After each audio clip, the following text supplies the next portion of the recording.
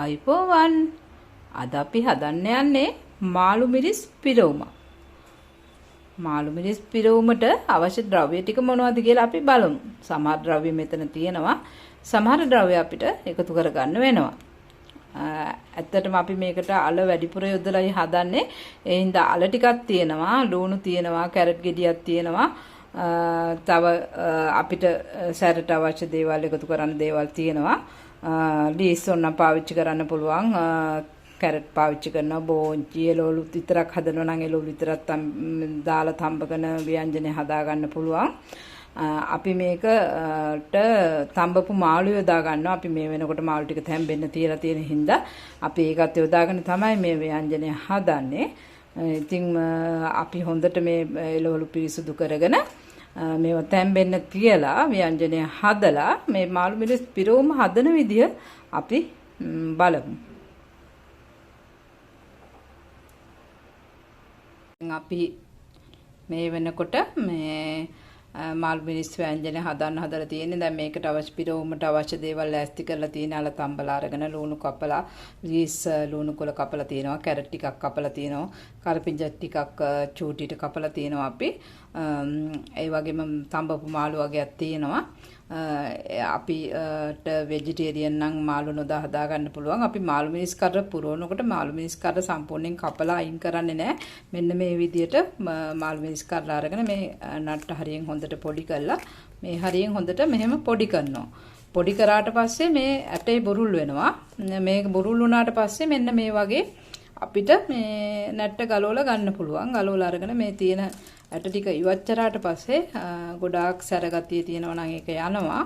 අපිට පුළුවන් ඊට පස්සේ ඒක පිරවුමට යොදාගෙන පිරවුම පුරවුවට පස්සේ මේ නැට්ටෙන් මේක මෙහෙම හයි කරන්න. ඒ හින්දා අපි එහෙම කරලා මේ කරි එකත් හදාගෙන පිරවුමට ලෑස්ති වෙලා ව්‍යංජනය හදන්න ලෑස්ති වෙලාම අපි බලමු කොහොමද මේක හදන්නේ කියලා. අපි දැන් භාජනයක් ලිප තියලා තෙල් ස්වල්පයක් දාලා ඒක රත් වෙන්න දීලායි තියෙන්නේ. රත් වූ තෙලට අපි මුලින්ම සුදු ලුණු කරපිංචා ටිකක් එකතු කර ගන්නවා. මේ ටික පොඩ්ඩක් තෙලේ ටෙම්පරාදු වීගෙන එද්දි අපි තම්බාගත් මාළු වගේක් තියෙනවා. ඇත්තටම කියනවා නම් අපි හුළුල්ලෝ මාළු වගේක් තම්බලා තමයි තිබුණේ.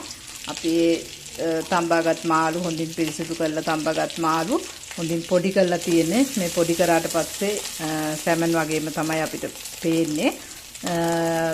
ඒ තම්බගත් මාළු ටික ඊට පස්සේ මේ ටෙම්පරාදුවට එකතු කරනවා. ඒ ටික ටෙම්පරාදු කරලා අපි මේකට ලුණු ස්වල්පයක් දාන්න ඕනේ. ලුණු ස්වල්පයකුත් දාලා මේකට ඊට පස්සේ අවශ්‍ය ද්‍රව්‍ය දාලා මේ ටෙම්පරාදු වෙන්න තියෙනවා.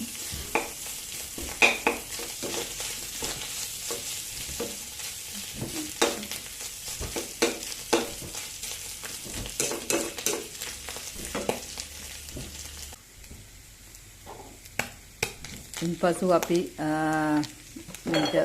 අපිට පුළුවන් මේ වෙලාවේ ලුණු චුට්ටකුත් එකතු කරන්න. කහ කොඩු ස්වල්පයක් එකතු කරන්නත් පුළුවන්. ගම්බිරිස් කුඩු ස්වල්පයක් එකතු කරන්නත් පුළුවන්. අපිට පස්සේ පොඩ්ඩක් දාගන්නත් පුළුවන්. අපිට මේ ව්‍යංජනය හදන්න හදපු මේ කරි එකට අපි කැරට් ටිකක් එකතු කරනවා. එහෙනම් කැරට් ටික පොඩ්ඩක් තැම්බෙන්න වෙලා යන හින්දා අපි මුලින් එකතු කරනවා. ඊට පස්සේ අපි මේ කපාගත් අමුද්‍රව්‍ය සියල්ල එකිනෙක මේ කරි එකට එකතු කරනවා. අපි මේ කරි එක ඇත්තටම දැන් හදලා ඉවරයි. ලුණු කහ ගම්බිරිස් චුට්ටක් එහෙම දාලා පදමට මේක හදලා තියෙනවා. අපි දැන් මේ පිරවුම මාළු මිරිස් කරවල වලට පුරවලා ව්‍යංජනයක් විදිහට හදලා බලමු කොහොමද මේ ව්‍යංජනය තියෙන්නේ කියලා. අපි මේ දැන් මාළු මිරිස් ව්‍යංජනය හදන්න පහේ වර්ග ටික කපාගෙන තියෙන්නේ. මෙතන තියෙනවා රම්පේ කරපිංචා, ලුණු, තක්කලි ගෙඩියක් කපාගෙන තියෙනවා. ඒ වගේම අපි මාළු මිරිස් වලට මේ අපේ හදාගත්ත කරි එක පුරවන විදිය බලමු. මේ පුරවලා තියෙන්නේ ඇත්තටම මේ විදියට පුරවගෙන අපිට පුළුවන් මාළු මිරිස් නැට්ට මේ විදියට ගහලා මේක සවි කරගන්න. ඒ විදිහට මේ මාළු මිරිස් කරල් වලටත් මේ විදිහට ව්‍යංජනය පුරවලා අපි බලමු මේ ව්‍යංජනය හදන විදිහ. අපි දැන් මාළු මිරිස් ව්‍යංජනයට මේ හොදි ටික, ඒ කියන්නේ කිරි ටික ලිපේ තියලා ඉවරයි. මෙතනදී කිරි මිටි කිරි දෙකම දාලා තියෙනවා. අපි මේකට පහේ සේරම දාලා තියෙනවා. කහ කුඩු, ලුණු චුට්ටක්, තුන පහ කුඩු ටිකක් අපි දාලා තියෙනවා. දැන් අපි මේක උතුරවාගෙන අතරතුර මේට මාළු මිරිස් එකතු කරනවා. එකතු කරලා ව්‍යංජනය පිළියෙල කරගෙන අපි බලමු කොහොමද මේක පිළියෙල වෙන්නේ කියලා. දැන් අපේ නටමින් පවතින ව්‍යංජනයට අපි මාළු මිරිස් ටිකත් එකතු කරලා තියෙන්නේ. දැන් හොඳට නටාගෙන එන්නේ. දැන් මාළු මිරිස් ටික එකතු කළා අපි මේක හොඳින් තැම්බුණාට පස්සේ ව්‍යංජනය පිළිගන්නවා. උතුරවාගෙන එන හොද්දට අපි ලුණු, මිරිස්, තුන පහ, කහ සියල්ල එකතු කරලා තියෙන්නේ. අපිට පුළුවන් මේ වෙලාවේ ලුණු එහෙම බල්ලා මදි නම් අඩුපාඩුවක් තියෙනවා නම් එකතු කරගන්න. ඒ වගේම ඔයගොල්ලොන්ට පුළුවන් මේකට උඹල කඩ ටිකක් පුළුවන් නම් එකතු කරගන්න. එතකොට ටික රස වැඩි වෙනවා.